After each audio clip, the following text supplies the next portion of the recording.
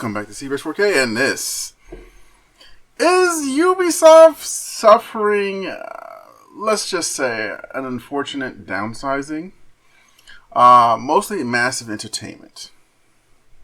So I'm just going to read it, and I'm just going to give you my 2 cents on it, and then that'll be that.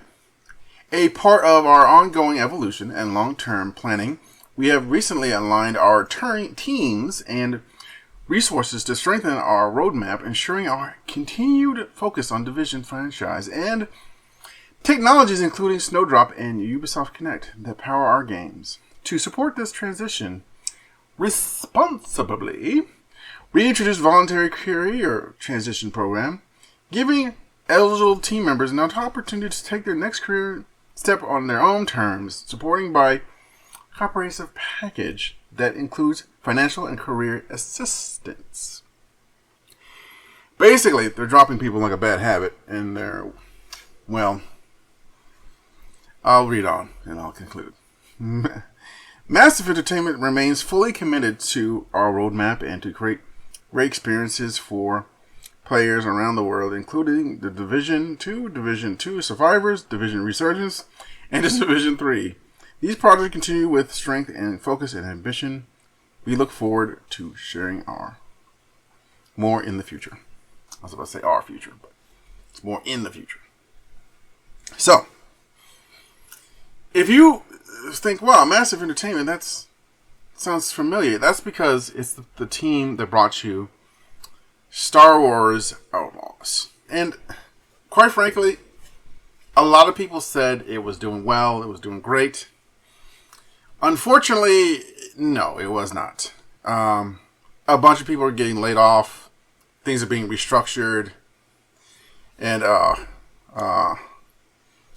Asmongold made his little... Come on. If you're not laughing a little bit at that, come on, just laugh a little bit. Now, I was watching. I won't blame you. Go ahead.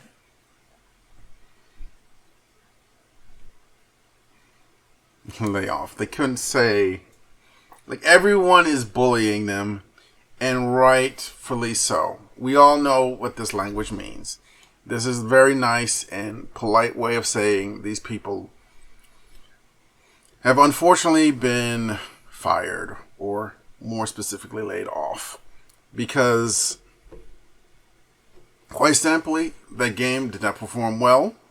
And while the game did not perform well and people were upset that it's, let's just say, was a terrible version of Star Wars, okay, they would have made more money if they did Han Solo.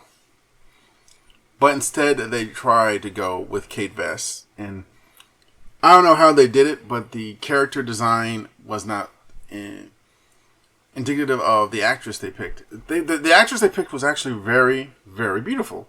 And instead, they picked something that looks, I wouldn't say terrible, but everyone used the Matt Damon melted Team America head as a meme on that character's face. So, yeah. It's kind of hard to say that they made decisions that were good. A lot of decisions they made kind of were, I wouldn't just say terrible, but really bad. You know what? They were terrible. They were terrible decisions that cost that company millions, if not well, let's not go billions, but it cost them millions. Borderline $1 billion, maybe, in possible sales. The idea that they can simply recover from this is quite frankly silly. They're basically going to restructure the whole company. And by restructure, I mean firing people, selling off certain things about it. And them focusing on the divisions purely showcases like they can't take any more gambles. They only can do stuff that they know is going to get them money. And getting this is an online multiplayer game thing. So, and Division is still somewhat popular franchise, so they can milk that for some money.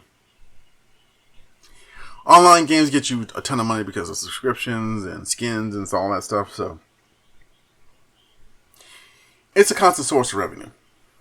That's, again, we're watching the downfall of the entire AAA gaming industry right now because they chose to prioritize other things than making profit.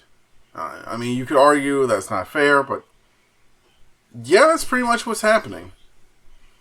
They prioritized other issues over making profit, and as you can see, that doesn't work in the long term because, well, not even in the short term, because you need to make money in order to sustain a business.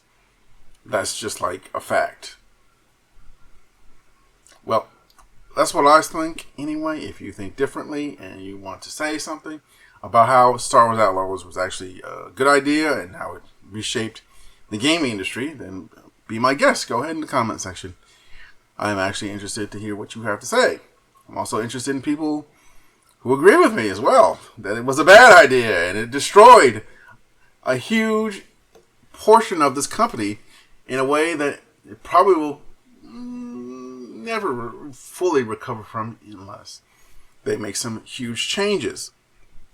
Also, if you could subscribe if you like what you hear and like this video, it would be most appreciated and welcome because it helps this channel grow, and